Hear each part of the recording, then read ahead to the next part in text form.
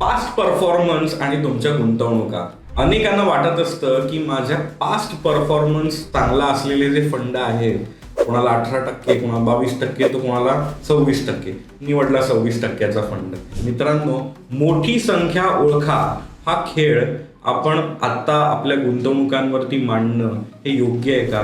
Covid काळामध्ये जर तुम्ही पाहाल तर टेक्नॉलॉजी सेक्टरनी खूप मोठ्या प्रमाणात रिटर्न ऑन इन्व्हेस्टमेंट दिलं. तो पास्ट परफॉर्मन्स बघून जे 2021-22 नंतर टेक्नॉलॉजी फंडांमध्ये आले, गेली 3-4 वर्ष त्यांनी गुंतवणुका त्या फंडांमध्ये करून देखील त्यांना रिटर्न ऑन इन्व्हेस्टमेंट मिळालेला नाहीये. तर लक्षात घ्या, तुम्ही पास्ट परफॉर्मन्स बघून जर गुंतवणुका कराल तर हे गुंतवणुकांचं धोरण आपलं चुकू शकतं. Mutual fund investments are subject to market risks. Read all scheme-related documents carefully. Investors are requested to review the prospectus carefully and obtain expert professional advice with regard to specific legal, tax, and financial implications of the investment or participation in the scheme before investments. Past performance आणि तुमच्या गुंतवणुका. अनेकांना वाटत असतं की माझ्या past performance चांगला असलेले जे फंड आहेत, 3 वर्षाचा परफॉर्मन्स फार चांगला आहे, या जो 5 वर्षाचा परफॉर्मन्स सगळ्यात मोठा आहे, कोणाला 18%, कोणाला 22%, तर कोणाला 26%. निवडला 26%चा फंड. अशा प्रकारे अनेक जण पास्ट परफॉर्मन्स पाहून गुंतवणुका करत असतात. मित्रांनो, मोठी संख्या ओळखा हा खेळ आपण आता आपल्या गुंतवणुकांवरती मांडणं हे योग्य आहे का? हे मोठी संख्या ओळखा आणि फंड निवडता येणं तर 2री-तिसरीतल्या मुलाला पण शक्य आहे. ते 2री-तिसरीच्या गणिताच्या अभ्यासक्रमात येत असतं. त्यामुळे इतकं गुंतवणुकीचं गणित सोपं नसतं. गुंतवणुकांमध्ये घडून गेलेला जो इतिहास आहे, त्या इतिहासाच्या मागे अनेक गोष्टी असतात. म्हणजे त्या काळामध्ये जर तो एखादा सेक्टर फंड असेल, त्या सेक्टरने दिलेला परफॉर्मन्स खूप मोठा असतो. उदाहरणार्थ कोविड काळामध्ये जर तुम्ही पाहाल तर टेक्नॉलॉजी सेक्टरनी खूप मोठ्या प्रमाणात रिटर्न ऑन इन्व्हेस्टमेंट दिलं. त्यामुळे अगदी अनेकांच्या ॲडव्हर्टाईज देखील चालत होत्या की टेक्नॉलॉजी फंड आणि टेक्नॉलॉजी फंडमधले इन्व्हेस्टमेंट म्हणजे कसा स्मार्ट डिसिजन. मात्र लक्षात घ्या, तो पास्ट परफॉर्मन्स बघून जे 2021-22 नंतर टेक्नॉलॉजी फंडांमध्ये आले, गेली 3-4 वर्ष त्यांनी गुंतवणुका त्या फंडांमध्ये करून देखील त्यांना रिटर्न ऑन इन्व्हेस्टमेंट मिळालेला नाहीये. त्यांचे पोर्टफोलिओ हे 15-15, 20-20% खालती आहेत.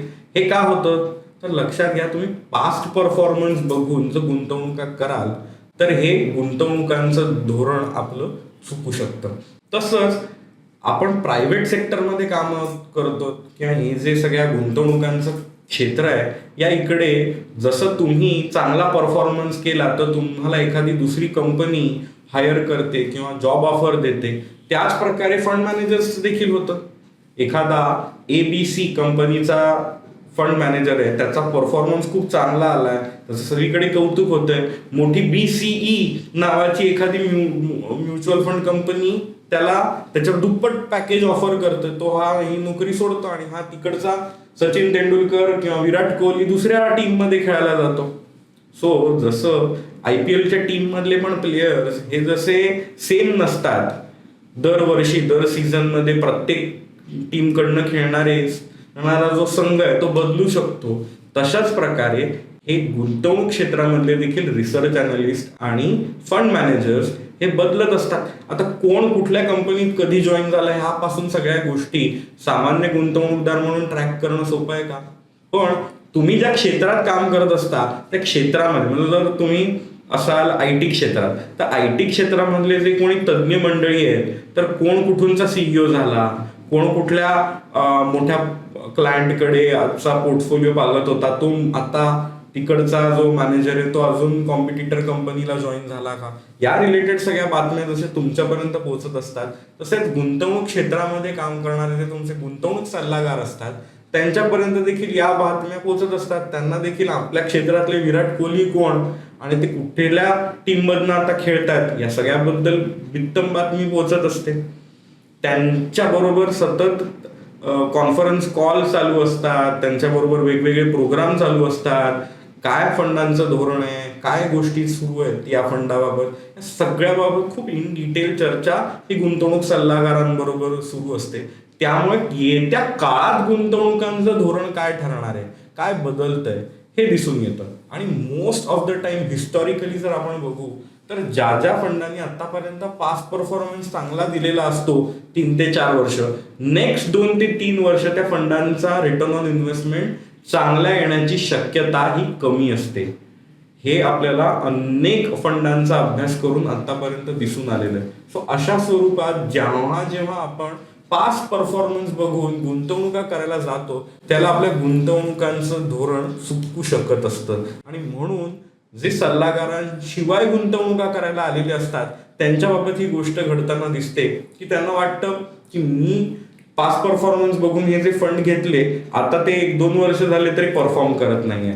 मित्रांनो, इन्व्हेस्टमेंटचं धोरण आखताना इकॉनॉमीमध्ये आत्ता काय सुरू आहे, पुढच्या काळात काय घडणार आहे, बजेटरी प्रोव्हिजन्स काय आहेत, टॅक्सेशनचं धोरण काय आहे, कुठल्या इंडस्ट्रीमध्ये काय चाललेलं आहे, एखाद्या फंडाने किती प्रमाणात कुठल्या सेक्टर्समध्ये इन्व्हेस्टमेंट केलेली आहे, त्या फंडाचा फंड मॅनेजर कोण आहे, त्यांनी आधी कुठे काम केलेलं आहे, या फंडावरती काही लिगल गोष्टी चालू नाही आहेत ना, लिटिगेशन्स चाललेल्या नाही आहेत ना, काय नक्की या फंडाचं धोरण कसं आहे, एथिकल मॉरल रिस्पॉन्सिबिलिटी घेण्याचं धोरण कसं आहे, हे फंड हाऊसच विक्रीला आहे का, जर एखादं फंड हाऊस ज्या क्षणाला विक्रीला असतं त्यावेळेला होतं काय, त्याच्यावरचा जो मॅनेजमेंट कंट्रोल असतो तो जरा थोडासा ढिला पडलेला असतो. अशा स्वरूपात जर ते फंड हाऊस एक कडनं दुसऱ्या कंपनीला विकायला जात आहे, अशा ट्रान्झिशन फेज मध्ये जे फंड असतात त्या फंडांचा परफॉर्मन्स थोडासा अफेक्ट होण्याची शक्यता आहे. हे असं माझ्या पोर्टफोलिओवरती घडतंय का नाही घडतंय, या सगळ्या ऍस्पेक्ट्सचा जर आपण नीट अभ्यास केला तर आपल्याला लक्षात येतं की दीर्घ मुदतीच्या काळात चालणारे फंड कोणते. आणि ह्या गोष्टी राहिल्या अर्धा पोर्शन ऑफ द पेपर.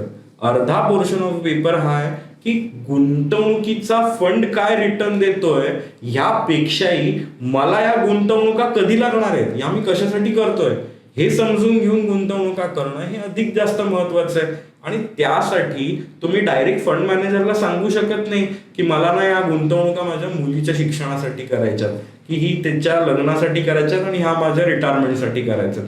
हे आपण थेट फंड मॅनेजर्सना जाऊन सांगू शकत नाही, मात्र ते आपण आपल्या गुंतवणूक सल्लागाराला सांगू शकतो. आणि सल्लागार त्यावरती आपल्याला सल्ला देऊ शकतो की ही गुंतवणूक जास्त जोखमीची ठरेल का, हे आपण करणं योग्य नक्की आहे की नाही. जर 2 ते 3 वर्षाच्या कालावधीत हे जर फंड्स मला लागणारे असतील आणि मला फक्त जास्त रिटर्न मिळण्यासाठी म्हणून मी जर इक्विटी ओरिएंटेड इन्व्हेस्टमेंट्स करत असेल तर हे खूप जास्त धोक्याचं आहे. कारण 2 ते 3 वर्षाचा काळ हा छोटा काळ आहे.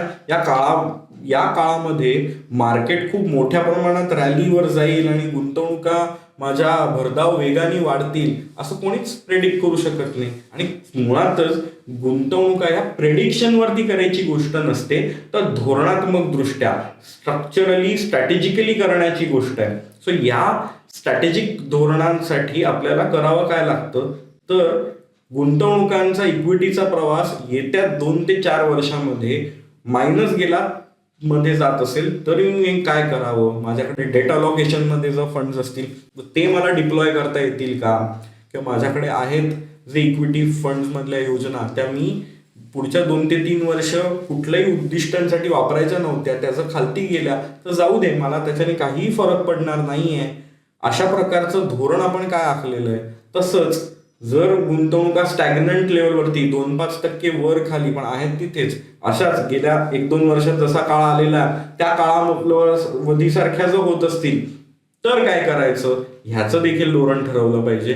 आणि जर या गुंतवणुका याच 2-3 वर्षात खूप मोठ्या प्रमाणात वाढत असतील तरी ती वाढ माझ्या पोर्टफोलिओच्या पदरात पडली पाहिजे. ह्यासाठी काय करावं, या तिन्ही शक्यतांचा धोरणात्मक दृष्ट्या अभ्यास करून मला या गुंतवणुका कधी वापरायच्या आहेत ह्याचा निर्णय घेऊन तो पूल बांधण्याचं काम गुंतवणूक सल्लागार करत असतो.